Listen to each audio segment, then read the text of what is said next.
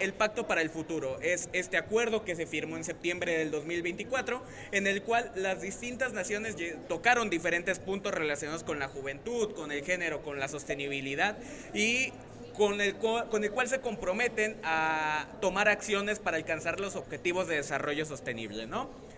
Pues antes de seguir, quisiera que me contaran un poquito acerca de su experiencia del CNUD, cómo fue prepararse para este congreso, qué resultados les dio, a qué conclusiones llegaron, sienten que es un espacio valioso, ¿no? No sé quién quisiera comenzar. Comienzo y creo que en torno a esto es que van a girar casi todas mis participaciones. Sin duda, todo torneo y toda actividad extracurricular y todo aquello que te lleve y te dé una oportunidad de participar fuera de un aula de clases y poner en práctica lo que haces y lo que aprendes, creo que siempre llega a ser como muy, muy valioso, ¿no? Pero ¿por qué creo que fue en particular valiosa esta experiencia y por qué en particular es valioso como sentarse a hablar y reunir un grupo de chavos de entre 18 o 20 y tantos años, a hablar sobre algo que parece tan complejo que es el futuro de un planeta, que es el futuro y que es el pacto por el futuro, que precisamente así se llama? ¿Por qué creo yo que importa? Creo que no es particularmente porque nosotros vayamos a resolver los temas, no es porque nosotros con nuestras propias manos vayamos y salgamos hacia la calle y digamos como nosotros es que los vamos a resolver y vamos a resolver los problemas de sostenibilidad y vamos a resolver los problemas de inseguridad y de vivienda y de alimento.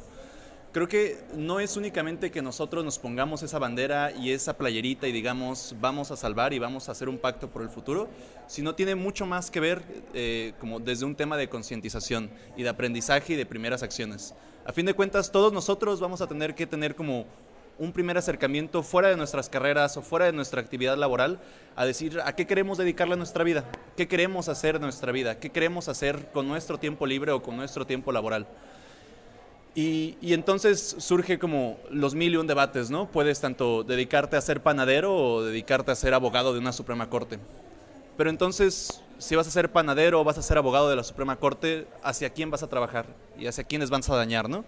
Y entonces importa ir un pasito para atrás y decir, ok, antes de debatir sobre las ciudades inteligentes y antes de debatir como sobre todo esto, es importante sentarse y ver cuáles son los temas que realmente te apasionan a ti como persona, ¿no? Y entonces fue ahí donde yo al preparar casi 16 temas vi que había unos que honestamente poco me interesaban y entendía que había por qué había personas a las cuales les interesaba tanto, pero a mí hubo otros temas que todavía me importaron más, ¿no? Y me imagino que va a ser justamente de lo que vamos a hablar en este momento. Entonces creo que vamos a ir guardando como la pauta para cada uno de los temas y diciendo cómo es que a lo mejor a cada uno de nosotros nos importa más o la sostenibilidad o nos importa más un buen gobierno o una vivienda justa o acceso a la alimentación, ¿no? Y entonces importa qué es lo que nos importa a nosotros, ¿no? Sí, la verdad es que yo estoy totalmente de acuerdo con esto y me gustaría centrarme un poquito más y devolverme a lo que es el CNUD y a lo que implica participar aquí, porque creo que lo principal y lo más padre de participar en un concurso como este es el sentido que nos da como ciudadanos democráticos. Siento que muchas veces nosotros pensamos que el participar en la política y el término democracia lo ligamos muchísimo a lo que tiene que ver con gobierno y muchísimo a lo que tiene que ver con votar y los partidos políticos, etcétera, etcétera. Y la verdad es que hacer democracia y hacer política es, por ejemplo, participar en el CNUD.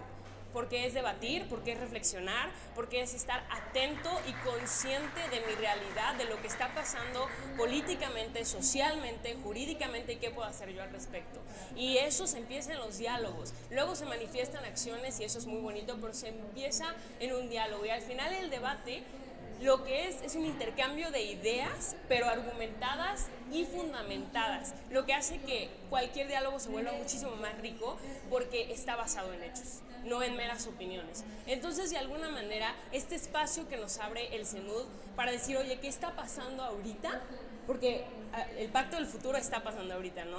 El Pacto del Futuro se acaba, está tratando temas de hoy, entonces, ¿qué podemos hacer nosotros? ¿Qué tan bueno, qué tan malo? Y es lo que se debate en las tesis. Oye, ¿realmente qué es? ¿De qué nos sirve?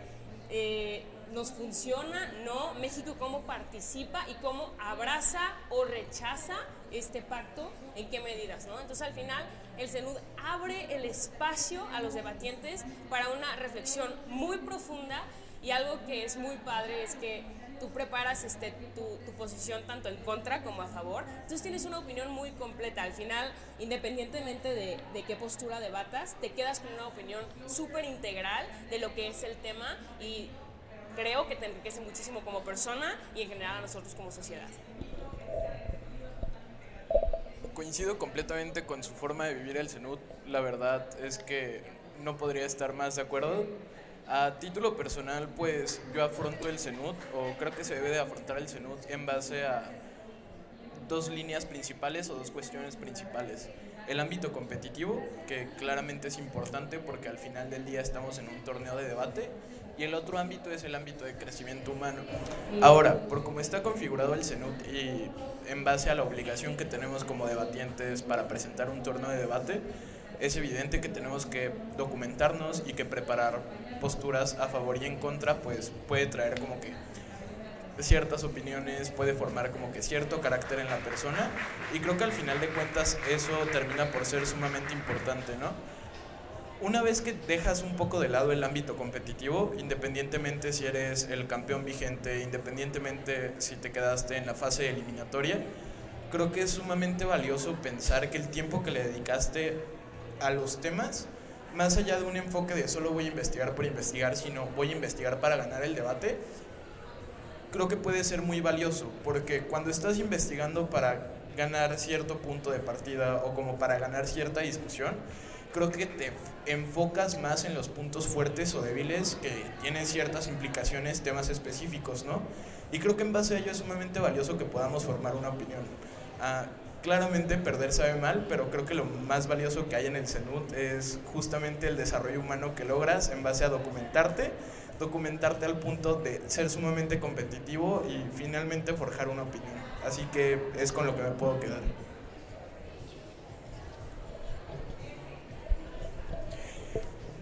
Muchísimas gracias, chicos. La verdad es que hay un aspecto muy valioso en todo esto que mencionan, que es la parte de cómo intervienen las juventudes en este tipo de espacios y cuál es, pues, nuestro papel, si es que yo todavía entro ahí, ¿no? Me gustaría abordar este punto más adelante. Por ahorita quisiera que nos metiéramos un poquito más de lleno en el pacto.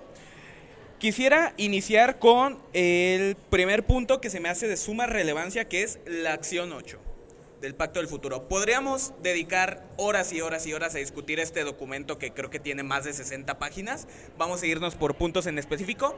La acción 8 nos habla de igualdad de género y empoderamiento de las mujeres y niñas. Para empezar, tenemos que en México, según el INEGI, en 2023 las mujeres ganaban 30% menos que los hombres, es la famosa brecha salarial. Y por otra parte, el 75% de los países van a disminuir su gasto público, según la ONU. Entonces, aquí tenemos un gran reto, que es, si de por sí ya las mujeres enfrentan esta problemática de tener una brecha salarial, ahora va a existir el reto desde el Estado de poder financiar todos estos programas y todos estos proyectos que nos van a ayudar que nos ayudarían a combatirla. La pregunta sería, para ustedes, ¿cuáles son aquellas acciones clave o cuáles son aquellos puntos clave que deberíamos tomar desde todo este análisis que ya se hizo anteriormente para poder combatir esta problemática? No sé quién quiere iniciar. El Pacto 8 y al final todas estas iniciativas y buenos deseos que representan no únicamente el pacto con el futuro, sino una serie de organizaciones y de instituciones que se juntan a planear y a ponerse de acuerdo, a decir qué es lo que le hace falta al planeta, qué es lo que nos hace falta como sociedad, es en principio eso, un análisis. Y dos, sigue, una vez que lo enuncias y una vez que lo declaras, sigue las estrategias que hacen falta para resolver este tipo de problemáticas, ¿no? ¿Qué podemos hacer nosotros como jóvenes y nosotros como estudiantes para disminuir temas como la brecha salarial, temas como la accesibilidad a derechos? Creo que, una vez más, nosotros como individuos, como jóvenes, como un singular de una serie de personas, somos incapaces de hacer por nuestra propia mano, por nuestra propia fuerza, una serie de esfuerzos que puedan como resolver este tipo de dinámicas, ¿no? ¿Qué sí podemos hacer por otro lado?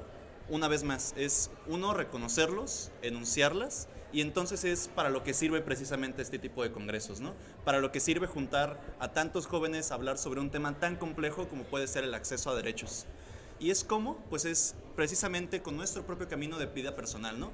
Y es que es una vez que nosotros dejemos de ser no únicamente estudiantes, sino nos volvamos profesionistas, nos volvemos personas como dentro de un rol social, es que vamos a poder también permitirnos como corregir este tipo de problemáticas que ahora reconocemos, ¿no?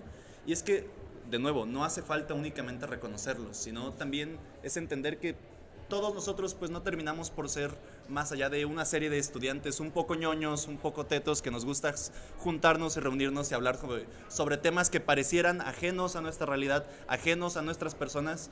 Y digo, ¿de qué sirve que nos metamos y estudiemos 16 temas, no? Pues yo creo que precisamente sirve no para llenarte la cabeza de información y no para ser una enciclopedia andante con patas, sino te sirve para precisamente como en algún punto, cuando no seamos únicamente estudiantes, poder llegar a tomar manos a la acción, ¿no? Y entonces, ¿por qué importa dividirlo en estas temáticas? ¿Y por qué importa como atacar una y cada una individualmente? Porque precisamente a través de como tú identificar y tú analizar y llevar como todo un proceso de análisis que te ayuda como a, incluso en estas dinámicas que existen en la refutación, ¿no? Como, te identifico como esta problemática que existe como en torno a las mujeres. Criticamos esto porque pues hay una disparidad. ¿Y cómo te explico? Bueno, es que precisamente explicando y dando explicaciones y con palabras no vamos a lograr nada, pero sin duda es el inicio para lograr cambios fundamentales. Bueno, creo que al contrario de como uno está en el CENUD, que es totalmente en contra de las opiniones de los demás, aquí estoy totalmente a favor. Y justamente nos tocó en cuartos de final debatir una tesis muy relacionada con este tema. Y a mí me gustaría volver a aclarar que el Pacto del Futuro es un compromiso que nosotros hacemos como nación. Y ese compromiso no es solamente jurídico o institucional o no sé, o de recursos, sino es un pacto o un compromiso que hacemos nosotros como sociedad mexicana. Y eso tiene que ver en un ámbito cultural, social, obviamente de derecho, jurídico y de recursos. Y esto es un tema de un compromiso integral, en donde nosotros no podemos asumir que la brecha salarial, por ejemplo, se va a disminuir y se va a erradicar tocando solo un punto, sino que tiene que empezar desde nosotros como cultura, como sociedad, hasta transformarlo en instituciones, hasta transformarlo en un nivel del ámbito jurídico. Y yo creo, justamente la tesis que se debatía en el CENUD era qué tan importante era agregar el PIPACEB a la lista prioritaria del gobierno, y nosotros estábamos en contra, y me acuerdo que mucho de lo que debatíamos es que qué tan efectivo es que nosotros hagamos compromisos jurídicos que realmente no estamos cumpliendo, ¿no? ¿Qué tan efectivo es que México diga, oye, yo sí me comprometo a esto, si realmente no se está viendo materializado? Entonces, al final, creo que parte de esto es que nos comprometamos de forma completa, no nada más que digamos que sí, no nada más que el pacto sea algo muy bonito y muy consciente, sino que toque todos los puntos de la sociedad, desde la forma de pensar hasta las dinámicas en las empresas, hasta las formas de trabajo, etcétera, etcétera, etcétera, de tal manera que se pueda ver objetivizado y materializado el pacto en nuestra realidad, ¿no? Que también tenemos que partir que cada país que se compromete a este pacto lo tiene que enfrentar desde su propia realidad, aunque este es un pacto internacional y eso es algo increíble. Nosotros tenemos que individualizar ese pacto a nuestras realidades y a los problemas que nosotros enfrentamos. Bueno, iniciando porque me parece sumamente lamentable que a día de hoy dicha brecha salarial siga existiendo, y reconocerlo es importante, sin embargo no es suficiente. Pero si te pones a revisar, por ejemplo, antecedentes históricos de cómo se ha configurado la sociedad, cómo hay cierto tipo y ciertas narrativas machistas en determinado nivel, pues te puedes dar cuenta, puedes dilucidar de por qué estamos viviendo dicha situación de la brecha salarial, ¿no? Reitero, es nuevamente injusta. ¿Qué nos queda como sociedad actual y como individuos? Personalmente creo que estamos en el camino si bien no estamos completamente en el camino correcto, tenemos una luz al final del túnel que seguir, que es seguir reconociendo, este tipo de actitudes y pues básicamente dejarlas de practicar en la cotidianidad. A título personal, nuevamente creo que la brecha salarial existe por un tema sumamente injusto y sumamente sesgado. Así que pues retomando lo que dicen mis compañeros, yo espero que cuando seamos la generación de líderes, cuando seamos la generación que esté en control de las empresas, pues podamos tratar esa problemática. Otra cosa, siento que también actualmente hay un problema en las empresas y un problema en donde existen estas dinámicas de trabajo, es que son sumamente avariciosas y probablemente su contexto igual y les permite como igualar los salarios, pero por un tema más materialista, por un tema más utilitarista, pues simplemente no ceden a hacerlo. Y pues bueno, creo que lo primero es reconocer que el mundo es para todos y en base a eso pues hacer acciones. Y en segundo punto, si las personas que están a día de hoy tristemente no han podido reconocerlo a lo largo de la historia y a lo largo de los años, nosotros como juventudes tenemos la facultad y tenemos completo poder de hacerlo, porque ahora reconocemos mucho mejor ese tipo de problemáticas que las generaciones que nos llevaron a estar en esta situación hoy en día. Muchas gracias, chicos, considero completamente valioso lo que mencionan. Voy a intentar jugar un poquito al abogado del diablo, y es que me interesaron algunos puntos de lo que mencionaron. Belén, por su parte, menciona, como en un debate, ¿no? Belén afirma esta importancia de bajar hacia la población el pacto del futuro, ¿no? Para quienes hayamos leído el pacto, quizá podría sonar un poquito abstracto, porque son esta serie de compromisos que quizá pudieran escasear en acciones concretas, como ya lo mencionas, quizás se deba a que hay que pues tropicalizarlo a cada región. Sin embargo, sí hay, creo que, un hueco en el cómo hacemos que la población se comprometa con el pacto si ni siquiera llegan a conocerlo. Digo, nosotros tenemos ese privilegio y ese acceso a la información de saber que existe un pacto, pero podría afirmar que no es del conocimiento de todas y todos. Entonces, ¿cómo solucionarían este tema o si de verdad es una problemática o cómo lo afrontamos? Yo creo que este tema es importantísimo y tiene que ver con cómo información tan importante como el derecho internacional se baja a información general que esté muy al alcance de todas las sociedades. Y ahí tenemos un problema grandísimo de desinformación de la población en general, no solo de este tema, es una desinformación que se vive todos los días y que pensemos que nuestro propio derecho nacional no lo conocemos y no estamos conscientes de toda la legislación mexicana que tenemos. Entonces es muy difícil que con nuestra realidad queramos integrar el derecho internacional o el pacto del futuro y decir, oigan, vengan y conózcanlo. Y yo creo que lo primero que tenemos que hacer es bajar a un lenguaje muy común y muy fácil todo lo que es el pacto del futuro. Porque bueno, no me dejarán mentir aquí mis compañeros, son páginas y páginas y páginas de conceptos súper abstractos que necesitan mucha profesionalización para poder entenderlos en el sentido más ordinario de la palabra. Entonces yo creo que lo primero que tendríamos que hacer es hacer la versión del Pacto 2.0 para todos y todas, de tal manera que se pueda conocer y que pueda estar resumida y accesible para todos, porque si bien el Pacto del Futuro, claro, está en internet y uno lo puede buscar y encontrar, ¿cuántas personas se van a dar el tiempo de leerlo y de entenderlo? Porque cuesta trabajo. Ahora, lo padre de estas dinámicas, como este panel de discusión o el mismo CENUD, es que motivan mucho a que las personas entiendan el trasfondo de lo que decimos cuando hablamos de desigualdad de género, cuando hablamos de brecha salarial, cuando hablamos de la realidad de México o cuando hablamos del pacto del futuro. Entonces yo creo que lo primero es que tenemos que configurar el lenguaje a uno apto para la realidad que tiene México y que además sea muy atractivo y muy fácil de leer. Yo diría que eso es lo primero.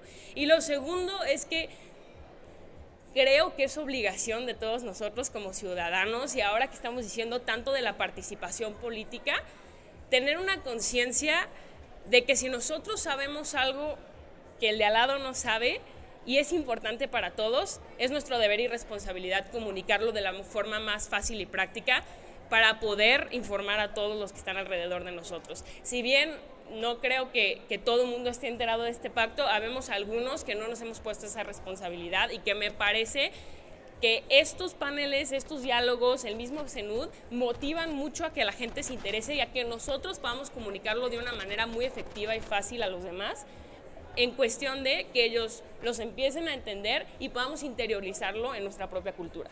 Páginas, páginas y páginas y páginas de texto que parece incansable, inacabable. La verdad es que son una serie de instrumentos y de buenos deseos que parecieran agradables y pareciera bueno poder cumplirlos en algún punto, pero llega a ser prácticamente imposible y parece difícil que no únicamente 3 chavos a los que les gusta sentarse y documentarse y leer los absorban y los comprendan todos, sino que parece aún más difícil que una mayoría poblacional los entendamos y los creamos posibles, ¿no? Entonces creo que hay un problema, uno, desde el alcance y desde el acceso que tenemos a como interiorizar toda esta serie de mecanismos y de dinámicas que tenemos.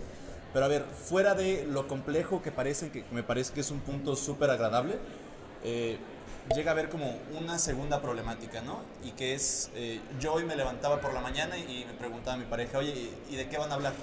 ¿Para qué se van a reunir 45 minutos a hablar?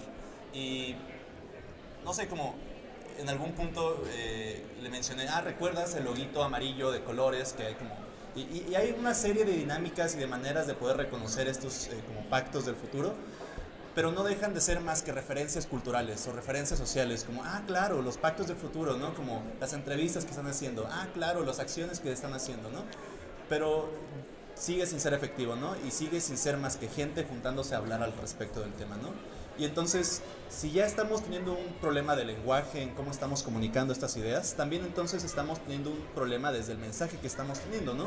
Porque si es un mensaje lo suficientemente complejo como para que no únicamente lo podamos bajar a palabras simples, sino que es un mensaje lo suficientemente complejo que aún con las palabras más complejas y aún con los mecanismos y aún con las instituciones se siguen sin poder resolver, entonces surge esto que mencionaba Belén en su primera intervención, ¿no? Como es que precisamente lo que nos ayuda a nosotros como jóvenes el acercarnos a este tipo de dinámicas es entender que aún parezca uno de los problemas más complejos de resolver, aún parezca una de las dinámicas imposibles como puede ser a lo mejor la brecha salarial y que decimos no, en 1000 años no se van a poder resolver. Y es que precisamente nos dan la facultad y los mecanismos y nos dicen, no, es que sí se puede. Nosotros incluso como jóvenes entendemos que en un mundo de feliz, en un mundo de arcoíris, sí se podría resolver si siguen como los parámetros, ¿no?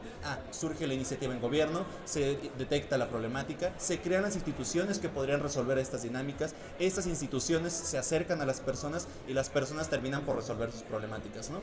Y es que es entonces cuando creo que no únicamente nos toca a nosotros como resolver esta necesidad y decir, es que si yo sea, como yo sé cosas, yo entonces voy a poder decirle a mi vecino, tú también sabes estas cosas, porque como parece imposible que nosotros como parezcamos interesados en todos los que nos están diciendo todo el tiempo, ¿no? Como vivimos sobresaturados como constantemente con tanta información y tantos remedios que nos suelen dar para la vida, y entonces surge una segunda necesidad, ¿no? Como ¿cómo puedes tú resolver los problemas de todas las personas? Pues no puedes, pero sí puedes acercarte y luchar por tus propios compromisos y luchar por tus propios pactos y luchar por tu propio futuro. Y entonces ahí es donde surge la necesidad de nosotros como venir y hablar sobre esto, ¿no? Creo que este problema igual podemos responsabilizarlo hacia cierto tipo de actores, ¿no? Como por ejemplo pensando en el caso super promedio de una persona mexicana que quizás no conoce el pacto, probablemente esa persona trabaje, probablemente esa persona estudie o haga las dos cosas al mismo tiempo, se aviente un trayecto de 2 horas al día yendo y trasladándose de su casa a la escuela, al trabajo, etc. Entonces se vuelve sumamente difícil como lograr la difusión de ese mensaje, porque probablemente cuando esta persona llegue a su casa o antes de llegar a su trabajo, ni siquiera le importa lo que está pasando en el mundo, porque él tiene suficientes problemas con cómo sacar adelante su chamba o cómo sacar adelante los proyectos escolares, y lo último que quiere es ponerse a pensar en cómo resolver este tipo de problemáticas, y probablemente quiera alivianarse, probablemente quiera distraerse viendo cierto tipo de cosas en redes, y aún si lo bombardeas en redes de lo que está pasando, probablemente, y creo que es la situación que vivimos a día de hoy, ni siquiera despierte el interés suficiente en esta persona porque ya es suficiente con su propia vida. Ahora, creo que hablar de empresas e instituciones es sumamente valioso. En primer punto, porque creo que tenemos que reconocer que en México, por ejemplo, tristemente no todas las instituciones completan de forma eficiente su trabajo. no quiero decir que son sumamente inoperantes, sino que quizás no tienen los enfoques adecuados o no tienen los medios necesarios para solventar cierto tipo de problemáticas. Ahora, partiendo de este punto en el contexto de una persona promedio, ¿cómo puede llegar a conocer y replicar el mensaje? Creo que las instituciones, tanto empresas como instituciones estatales, educativas, etcétera, tienen que asumir un compromiso de empezar a emplear prácticas que vayan apuntando hacia el pacto de futuro. Volvemos al tema, por ejemplo, de la brecha salarial. Si detecto que existe un problema de brecha salarial y yo en mi empresa tengo los suficientes medios para subsanarla y no la subsano, ahí formo parte muy grande del problema, porque creo que es sumamente realista pensar que no solo con tuitear abajo la brecha salarial o no solo venir a un espacio y empecé a criticarla va a desaparecer.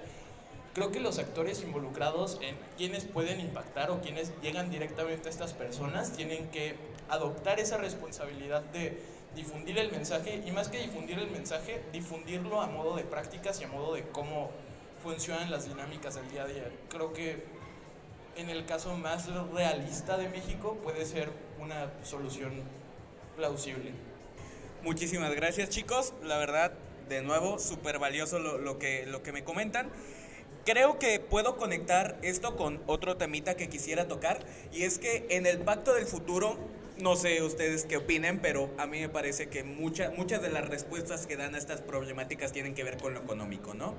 En específico, en lo que es la acción 4, que es el aumentar el financiamiento hacia los objetivos de desarrollo sostenible en países en vías de desarrollo, se especifica cómo, o la propuesta de cómo aumentar el dinero que se invierte en que estos países puedan alcanzar sus objetivos de desarrollo sostenible puede ayudar a alcanzarlos, ¿no? Ahí hay como una correlación clara que establece la ONU, invitando siempre al público a que puedan leer en específico toda la acción 4, ¿no? Que claramente es súper compleja y tiene muchísimos puntos, pero reduciéndolo a este punto, ¿no? Sí, el aumentar el financiamiento, tal cual como tesis, a estos países en vías de desarrollo va a ayudarlos a alcanzar sus objetivos de desarrollo sostenible, o si no atrae un beneficio, si no es la clave. ¿Qué opinan ustedes? Este es un tema de más interesante y como bien actual, ¿no? Hace apenas unos días en la reunión del G20, justamente Claudia Sheinbaum se paró y como propuso esto, ¿no? Y esto no es como un momento de spot de propaganda como política, sino es precisamente hacer notar que precisamente este tipo de acciones y precisamente la cuarta acción del Pacto por el Futuro es algo que la mayor parte de los países sí están volteando a ver. ¿Y por qué aunque lo estén volteando a ver nada se está solucionando? Porque digo, justamente era lo que proponía Claudia Sheinbaum, ¿no? Como decía, todos los países deberían donar una parte de los gastos que hacen para armamento y guerra para un proyecto como el nuestro, que es Sembrando Vidas. ¿Y qué es? Bueno, es precisamente llevar todo este dinero a sembrar arbolitos. Y entonces parecería un buen deseo, ¿no? En vez de sembrar armas, sembrar arbolitos. ¿Y por qué no es efectivo? ¿Y por qué no es una buena acción? ¿Y por qué es tan criticada, no?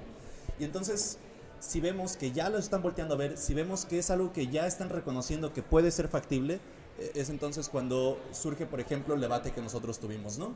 Y me pareció hasta un chiste que, me pareció bastante raro, pues, saber que nosotros habíamos debatido un par de días antes precisamente sobre lo que se iba a proponer en la reunión del G20 días después, ¿no? Y es que en la tesis se proponía, es que nosotros deberíamos obligar a los países en vías de desarrollo, perdón, a los países más desarrollados, pensemos en Estados Unidos, China, la Unión Europea, a que donen una parte de estos ingresos hacia los países en vías de desarrollo y que estos destinen, sea como sea que ellos quieren gastarlos, en precisamente desarrollar y subsanar esta diferencia que hay entre la diferencia de los países, ¿no? Y entonces, ¿por qué pareciera importante y por qué podría ser como una solución para nuestros problemas? Porque sí, justamente, todo se trata de dinero, ¿no? Como con dinero baila el perro, precisamente. Y entonces, ¿cómo es que con dinero nosotros vamos a solucionar temas como el hambre? ¿Cómo es que con dinero y a base de billetazos vamos a solucionar temas como la desigualdad? Pues es que no se puede tampoco. Y es que es entonces cuando vemos la incapacidad que tiene incluso todo el dinero del mundo, ¿no? Incluso si todo el dinero del mundo se volviera a redistribuir, incluso si dejáramos como de atacar los problemas de la misma manera, como veríamos que las cosas siguen igual. porque los problemas no se acaban a base de billetazos, sino se acaban a base de diálogo, a base de instituciones, a base de formaciones, a base de educación. Y entonces surge como una serie de respuestas que nosotros dimos en los debates, ¿no? Como cuando nos ponían a criticar precisamente esta misma tesis y nos ponían del lado contrario y nos decían, ok, ¿por qué no? ¿Por qué el dinero no funciona así? ¿Por qué el dinero no va a salvar vidas? ¿Por qué el dinero no va a alimentar al niño que tiene hambre? Y es que es entonces cuando dices, ok, a lo mejor yo con estos 20 pesos puedo darle un tamal a este niño que tiene hambre, pero el niño va a seguir teniendo hambre el día siguiente, ¿no? Y entonces, ¿qué surge? ¿Cómo podemos nosotros efectivamente arreglar este problema? Pues es creando instituciones. Y entonces como parece valioso entonces tener este tipo de dinámicas con el Instituto Electoral de Participación Ciudadana, porque es precisamente uno de los institutos que están encargados no de solucionar el tema de hambre, pero sí de solucionar el tema de gobernabilidad, entonces, ¿no? Y entonces es acercarnos a las instituciones y acercarnos a este tipo de espacios y acercarnos no únicamente a recibir dinero, y no únicamente a recibir los billetes, sino también a recibir las oportunidades y como un proceso de institucionalización que nos permita sí resolver este tipo de problemáticas. Sí, la verdad que a mí me gustaría complementar muchísimo ese punto, porque el tema del presupuesto es súper ambiguo y súper idealista, y aquí en México es un problema que tenemos súper grande, porque para tranquilizar un poquito las ansias del problema decimos, destinamos X cantidad de miles de millones de pesos a esta problemática. ¿Se resuelve algo? No. Como ahorita justo se estaba comentando, o sea, el asignar o no un presupuesto es un comienzo, pero no es un fin. Entonces, justamente, qué padre que se comience con un presupuesto y genuinamente a mí no me preocupa mucho que se consiga o no, porque sabemos que el presupuesto se puede conseguir y que los países y que las empresas pueden contribuir, sino después, ¿qué se va a hacer con ese presupuesto? ¿Cómo se va a ver ese presupuesto? Y un poquito como siguiendo esta opinión de no hay que cortar las ramas del árbol, o sea, no hay que darle ese día de comer al niño, hay que cortar la raíz. Y aquí es cuando, en mi opinión, cobran muchísima vida los órganos de vigilancia, que vigilan que las acciones presupuestadas realmente estén teniendo un efecto y que si se está asignando personal y si se está asignando presupuesto y si se están poniendo objetivos, dónde se están viendo, quién los está haciendo, quién tiene el conteo, quién está llevando un poquito como esta reglamentación, cómo se está viendo, y ahí los órganos de vigilancia que se crean son sumamente importantes, así como también apoyo mucho el tema de el Instituto Electoral de Participación Ciudadana, porque es ahí nosotros cuando nos ponemos como espectadores de qué va a hacer el gobierno con el presupuesto que tiene, de qué se va a hacer con el presupuesto asignado, de si se está cumpliendo lo que se está diciendo. Y ahí yo creo que es responsabilidad también de nosotros empezar a entender para qué se designa el presupuesto, en cuánto tiempo y dónde lo vamos a ver, para entonces, si no lo estamos viendo, actuar y exigir y demandar lo que en un principio fue una promesa y que debería ser hoy una realidad, ¿no?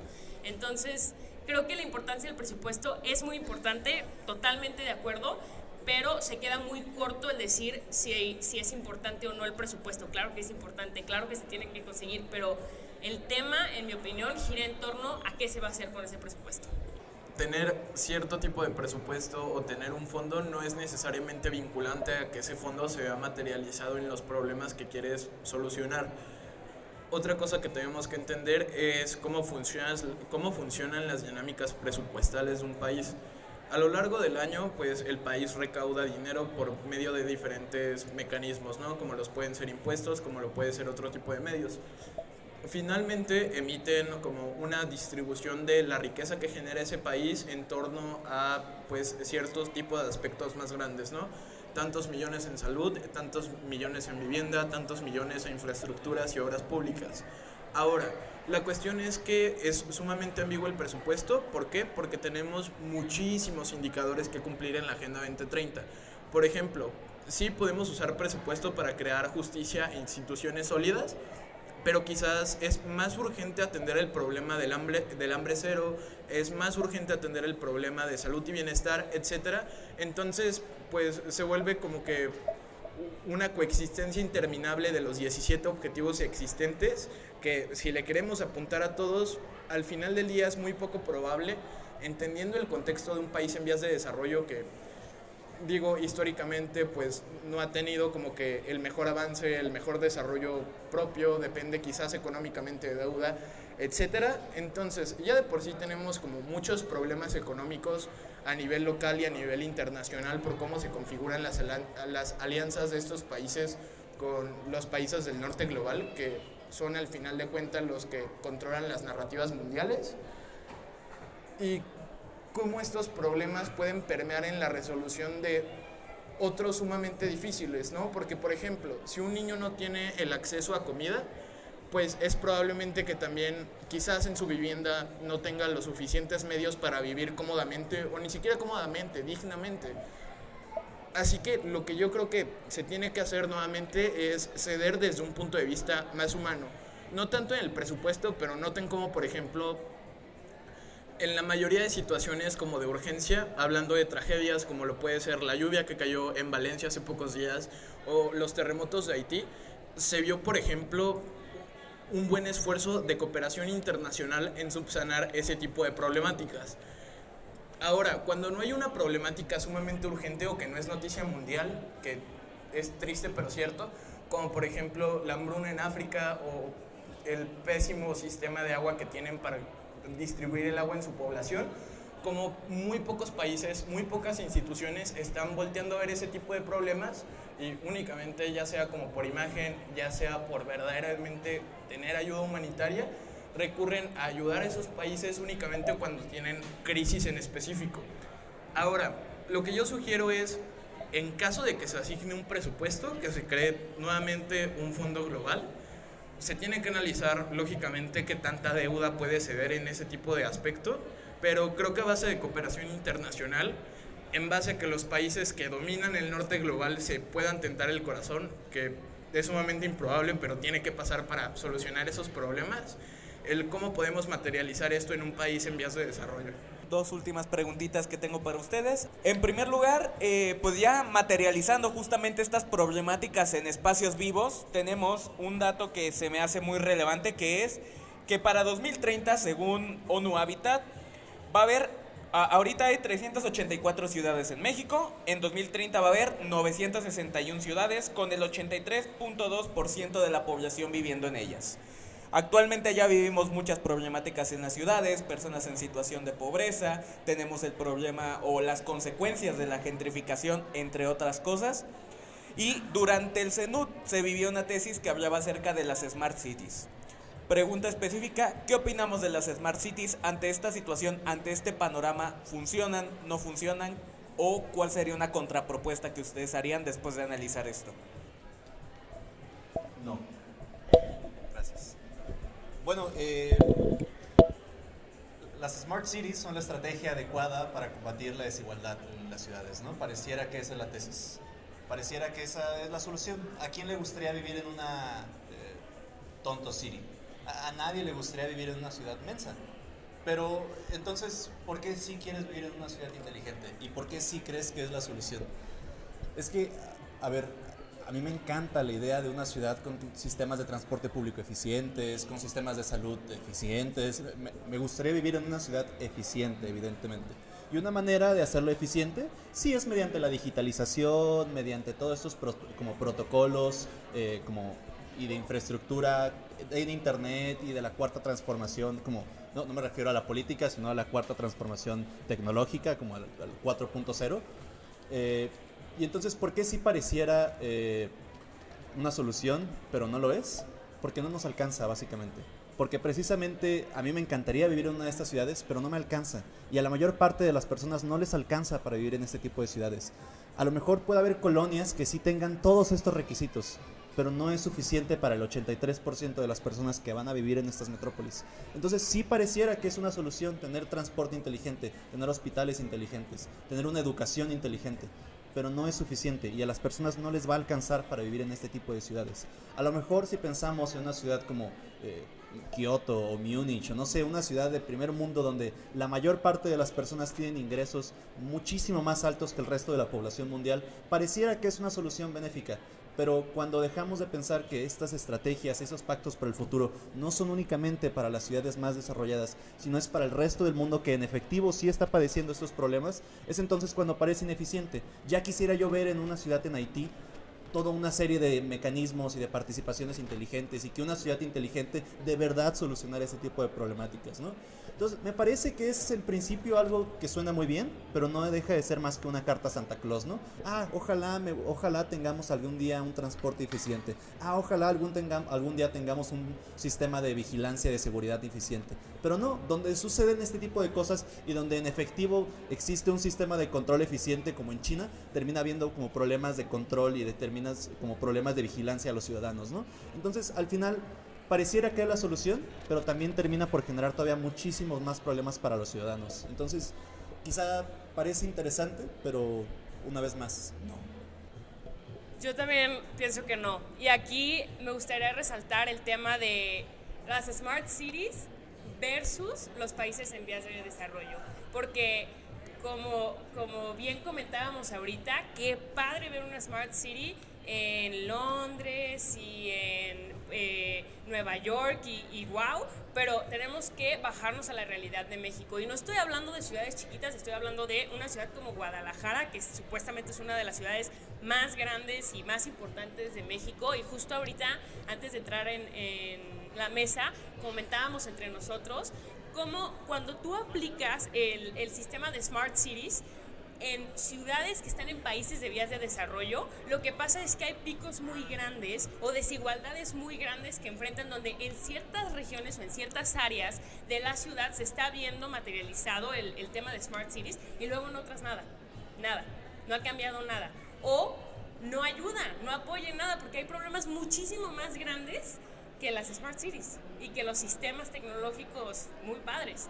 Entonces, creo que primero, sobre todo nosotros como México, como un país en vía de desarrollo, tenemos que enfocarnos muchísimo más en todo el tema de desigualdad económica, en todo el tema de situación de gente en pobreza extrema, más que si ahorita hacemos o no la Smart City. Yo creo que es un tema padrísimo, muy idealístico, y que la verdad ahorita no podemos cumplir. Ahorita tenemos que enfocarnos en los problemas reales que tenemos, que es un tema de desigualdad enorme que ya no podemos esconder y que se vive en las ciudades, no se vive nada más en regiones, no sé, muy recónditas, no, se vive en Guadalajara, se vive en Ciudad de México, se vive en Nuevo León, se vive en las ciudades que más conocemos, en donde tenemos regiones que tienen muchísimo crecimiento económico, y luego tenemos regiones que tienen muchísima pobreza extrema, todo en la misma ciudad. Entonces, creo que ese es un tema muchísimo más importante a abordar, que si México debería implementar las Smart Cities, que me parece un tema increíble, que está súper fuera de nuestro alcance. Entendamos rápidamente el concepto de una ciudad inteligente o Smart City. En la década de 1990, entre los 90 y los 2000, llega IBM y se juntan muchas empresas de tecnología, apuntando básicamente a un análisis de cómo se configura la urbanidad alrededor del globo, y nace este concepto. Básicamente, un Smart City busca aprovechar los medios tecnológicos existentes o medios tecnológicos en la generalidad para aplicarlos al día a día, y como una meta importante que tiene este concepto es que sea accesible para todos. Entonces, en la teoría sí, creo que sería completamente ideal optar por este modelo de ciudades, entendiendo que tiene que estar configurado para todos. ¿De qué forma? Punto número 1, si por ejemplo aquí en Guadalajara, asumiendo que las personas que van a llegar a la ciudad van a vivir en la periferia, que únicamente no se centralice el sistema de transporte, claro está. Noten cómo en la realidad también hay personas que tienen que tomar 4 o 5 camiones para llegar a sus casas, como quizás las congestiones de las horas pico hagan que esta experiencia no sea la mejor, y entonces es donde te empiezas a colocar en una balanza de, no, ¿qué prefiero? Como los medios que ya existen pero reforzados con esteroides tecnológicos, que es básicamente el tren de antes contra el tren de ahora, ¿no? Cómo se convirtió el tren en un tren inteligente, implementando cronómetros de en cuánto tiempo llega el próximo tren y desplazando las fichas hacia tarjetas de movilidad integrado en varios sistemas. Entonces, partiendo del punto de que quizás las personas que vayan a llegar tengan que habitar en la periferia y es muy difícil construir rutas de transporte completamente articuladas hasta la periferia, aprovechando las tarjetitas, aprovechando lo inteligente que son nuestros sistemas, creo yo que es más acertado atinar en igualar las condiciones, en un sentido de quizás sacrifico tener sistemas más complejos en donde viven las personas mejor posicionadas económicamente, en donde están los centros de las ciudades, y me enfoco en generar buenas condiciones, quizás no sean las mejores del mundo, como puede ser el sistema de transporte en el centro de la ciudad, pero mínimo quiero elevar o mínimo quiero nivelar la desigualdad que ya existe, ¿no? Creo que a nivel personal, por ejemplo, personas que manejan, creo que preferirían al 100% que no hubiera baches en las calles antes que tener un GPS que te diga a dónde dirigirte, ¿no? Como por ejemplo, quizás alguien que es usuario recurrente del transporte público podría sacrificar en cuánto tiempo le diga el tren en el que va a llegar, a cambio de quizás optar por un sistema más eficiente en cuanto a movilidad, no usando la tecnología, ¿no? Como quizás implementar más trenes antes que tus trenes tengan pantallas. Entonces creo yo que en el contexto mexicano quizás no es lo más adecuado apuntar rápidamente a un avance en ciudades inteligentes, sino que en que las condiciones de vida en la ciudad sean dignas en todos los lugares existentes en ella. Y una vez que tengamos esas condiciones, creo que ya es pertinente sentarnos a hablar de las ciudades inteligentes. Muchísimas gracias, chicos. La verdad es que, como dije al inicio, podríamos estar aquí horas y horas y horas, y va a haber muchísimo más tiempo, van a seguir existiendo estos espacios. Quiero agradecerles. Me gustaría cerrar con una última pregunta, y es, en 15 palabras o menos, ¿qué le falta o qué le sobra al Pacto del Futuro? Realidad. Le falta vincularidad, o sea, le falta vincularse con los países y con las realidades de cada país en lo individual. Le sobran páginas para leerlo. Creo que le sobra mucha formalidad y muchas flores, y creo que le falta que sea completamente aterrizado a la realidad y contextos que vivimos hoy en día. De nueva cuenta, les extiendo un agradecimiento por estar aquí. Espero que, al igual que yo y que el público, hayan disfrutado este espacio. Como dije, este espacio se llama Ecos del Debate. Reitero, estas personas que están aquí participaron en el Congreso Nacional Universitario de Debate 2024, que se llevó a cabo del 4 al 8 de noviembre en la Biblioteca Pública del Estado de Jalisco, Juan José Arriola. No estamos aquí en son de expertos o expertas, porque en realidad no lo somos. Sin embargo, sí fuimos personas que nos sentamos, trabajamos estos temas y discutimos acerca de ellos en espacios tan valiosos como lo mencionaron al inicio. Y pues podrán encontrar los clips, los videos, este podcast en las redes sociales de Mar Adentro como @maradentroac. Y pues nada, muchísimas gracias por estar aquí presentes, y el aplauso es para ellos.